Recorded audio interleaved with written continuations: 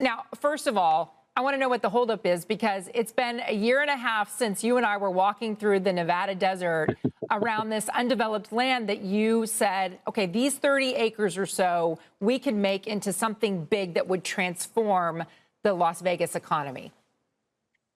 Well, the Nevada state legislature meets every other year, so we had to wait until this biennium to get back in front of the assembly and hopefully back in front of the Senate in the next couple of weeks.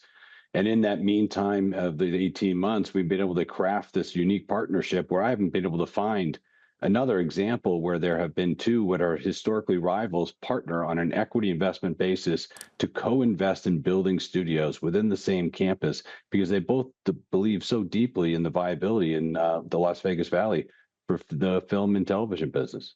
There were a lot of critics who got up at the assembly hearing last night and pushed back against what you have anticipated as a promising economic impact, saying, look, if you look in other places, they're not getting the return on the investment in tax incentives. How do you go about ensuring that you actually can provide what you think you can?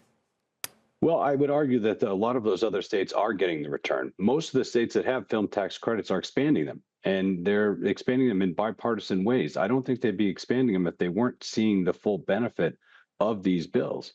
But this bill is very specific. It requires the investment, the physical investment in building the production studio, which is a centerpiece of a $1.8 billion mixed-use development in the heart of Summerlin.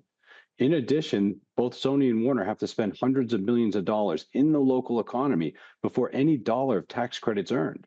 Yeah. The ROI that we see for the state is 45 to 1. For every dollar of tax credit, the state will earn $45.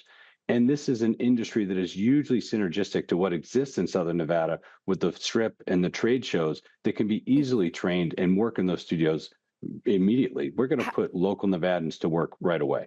We're showing the stock movement right now. Howard Hughes stock is down about 1% in the pre-market to $76. Bill Ackman has just recently proposed buying 10 million newly issued shares of Howard Hughes at $90, but then making himself the CEO of Howard Hughes, which would be your job. How are you thinking about that proposal? Because it's out there and he keeps ratcheting it up. And secondly, he says he could make it the next Berkshire Hathaway. Could you do that? Should you do that? I think Bill's proposal is between him and the special committee, and as the special committee has put out press releases saying that they're evaluating it as thoughtfully as they possibly can.